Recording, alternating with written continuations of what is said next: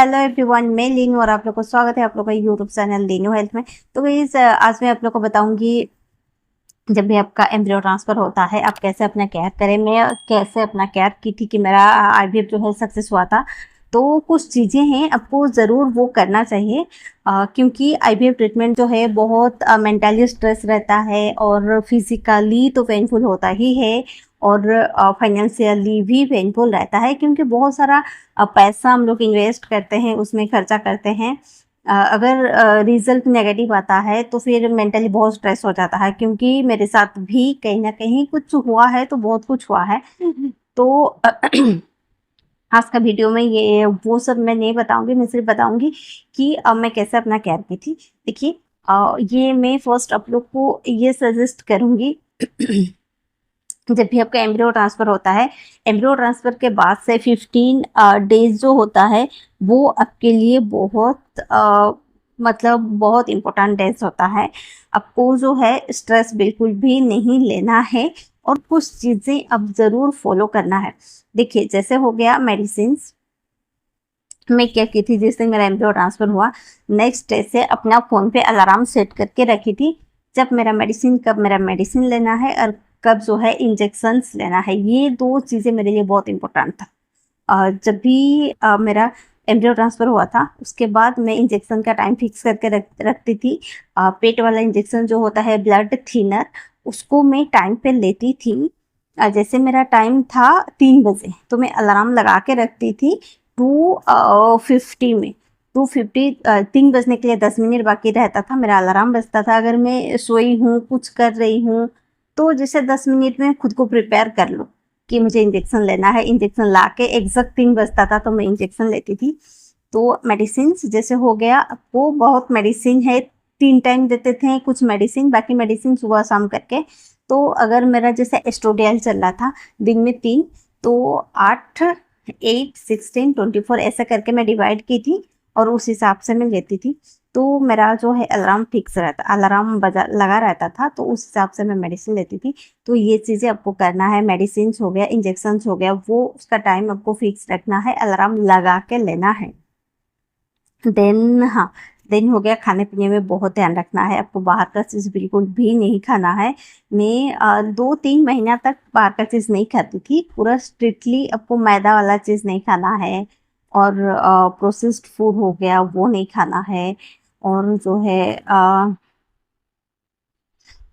Oily food ज़्यादा नहीं खाना है, स्पाइसी फूड ज़्यादा नहीं खाना है, एक कुछ चीज़ें आपको अवॉइड करना है। और बाहर का चीज़ तो कम्प्लीटली अवॉइड करना है, जो भी खा रहे हैं घर पे बना के खाने से हेल्दी रहता है। और हो गया, और बेड रेस्ट आपको, मतलब भारी काम बिल्कुल भी नहीं करना है। बेड रेस्ट हो गया, जैसे आप कंप्लीट बेड रेस्ट भी कर सकते हैं। मैं तो कंप्लीट बेड रेस्ट की थी, लेकिन डॉक्टर आपको मना करते हैं कंप्लीट बेड रेस्ट के लिए, क्योंकि यूट्रस में ब्लड फ्लो नहीं होता है प्रॉपरली अगर आप कंप्लीट कंप्लीट बेड रेस्ट करते हो। बट मैं कंप्लीट बेड रेस्ट की थी, क्योंकि मुझे लगा कि मैं कंप्लीट बेड रेस्ट करने से हो सकता है मुझे रिजल्ट पॉजिटिव आएगा, तो मैं कंप्लीट बेड रेस्ट पे थी। सिर्फ कंप्लीट बेड रेस्ट मतलब क्या होता है, जैसे मुझे अपने लिए खाना खुद लेके आना है और किचन से, फिर खा के बर्तन लेके रखना है, फिर पानी लाना है। और पानी इतना ज़्यादा पी रही थी तो बार बार वॉशरूम भी जाना था, ये सब तो हो रहा था, बहुत ये सब एक्टिविटी चल रहा था मेडिसिन के लिए।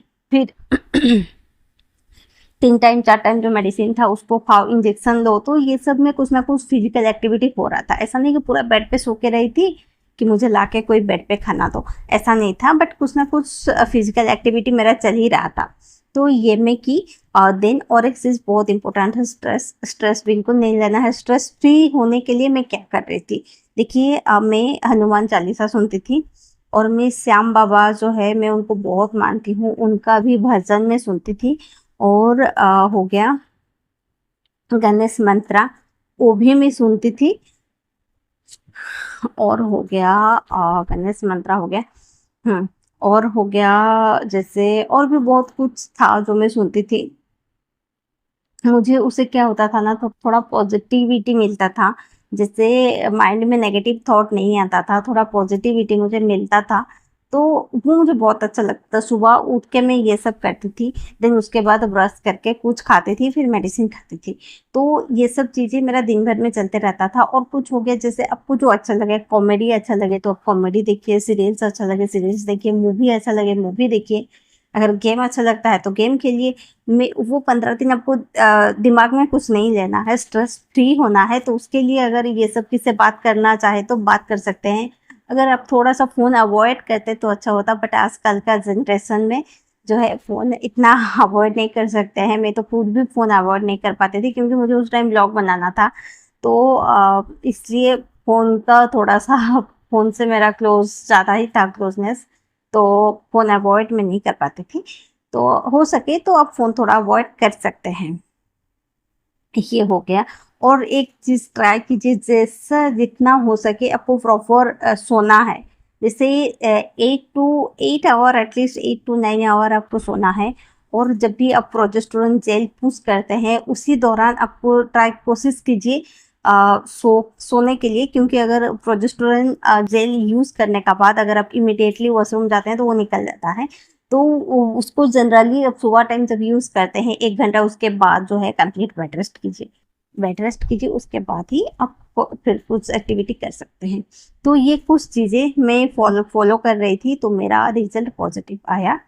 तो हो सके तो बहुत महिलाएं हैं पूरा कंप्लीट बेड रेस्ट नहीं कर पाते हैं, ठीक है, अगर आप चाहे तो खाना बना सकते हैं, बट आप थोड़ा सा भारी चीज़ मत कीजिए, ज़्यादा नीचे मत झुकिए, कपड़ा धोना नहीं चाहिए। तो अगर आप फर्स्ट फ्लोर सेकंड फ्लोर में रहते हैं तो बार बार ऊपर नीचे नहीं होना चाहिए। तो ये सब चीज़ें आपको ध्यान रखना चाहिए। अगर ज़रूरत नहीं है तो बाहर मत जाइए, बाइक में ट्रैवल मत कीजिए, ये सब कुछ चीज़ें आपको ज़रूर ध्यान में रखना चाहिए।